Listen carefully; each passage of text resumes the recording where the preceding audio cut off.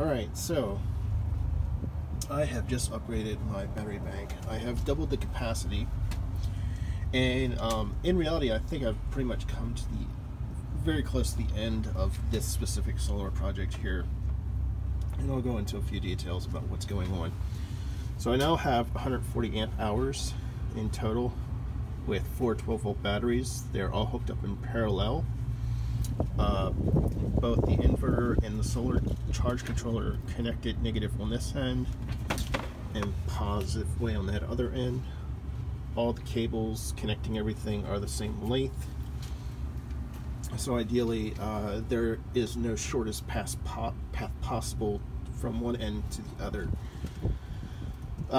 Given that both the charge controller and the inverter are connected at the same places, that means that the inverter has access to both the capacity of the entire battery bank with how many amps it can draw from there, in addition to what it can draw from the solar coming in through the charge controller at the time.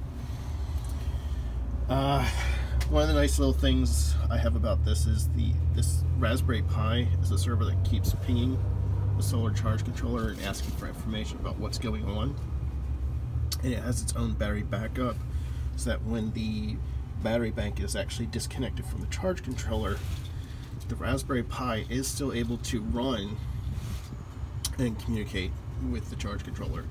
And this is a big thing for me because I have at one time over discharged the battery bank, and this guy shuts off the load, but the COM port would stay on.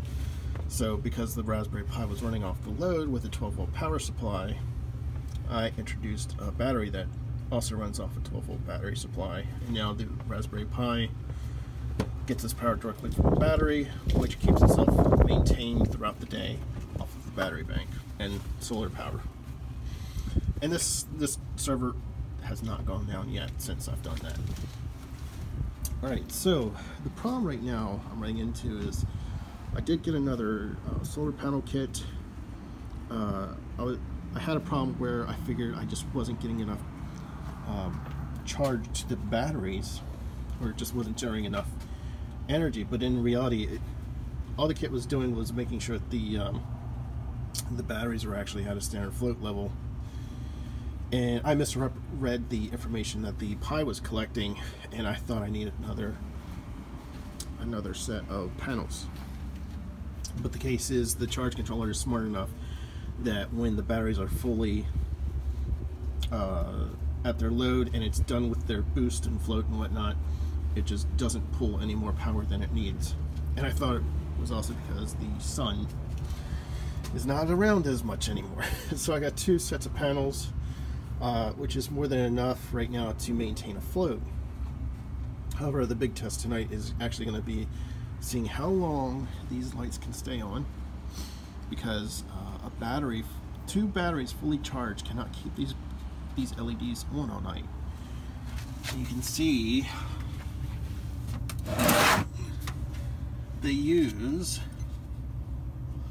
7 watts. That's all they're using. 8 watts. Okay, my bad. So they use 8 watts of power, and then you got to think how bad or how bad of performance is the inverter at converting DC power into AC. So even though the LEDs are using 8 watts, the inverter probably adds to that in order to support itself. Plus the all the LEDs on these things, they take up it looks like a steady 1 amp throughout the day.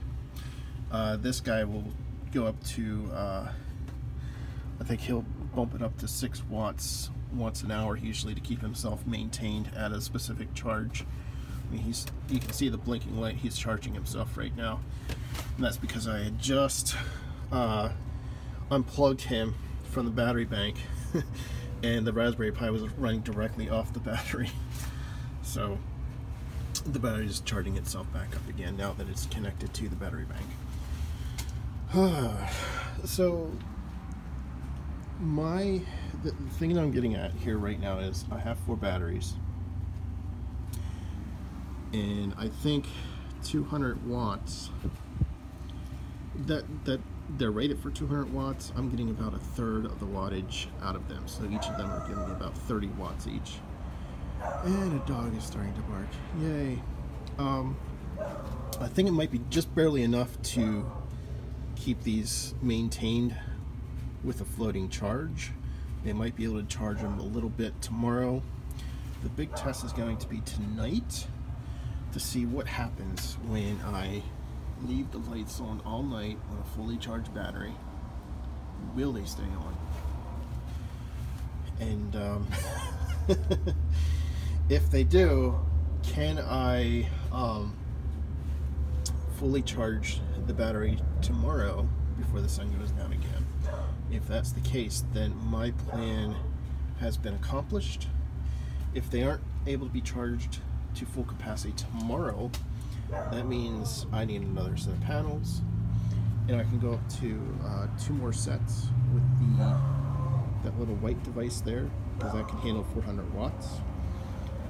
This guy can handle 10 of those panels because he's 40 amps. He can bring in a kilowatt of 12 volt power coming into him, but he can actually handle up to 100 volts, so he's compatible with 24 volt systems as well. Oh man. Okay, so we'll see what happens tomorrow, and I'm going to be monitoring this tonight, making sure that I don't go below 50% battery charge. Part of the benefit of having batteries in parallel like this is your it appears that you have more amp hours, but really an amp hour is rated for a specific load, and when you have multiple batteries hooked up like that, you're actually dividing your load between all the batteries, so it appears that you actually have more amps than it's been rated for, ideally.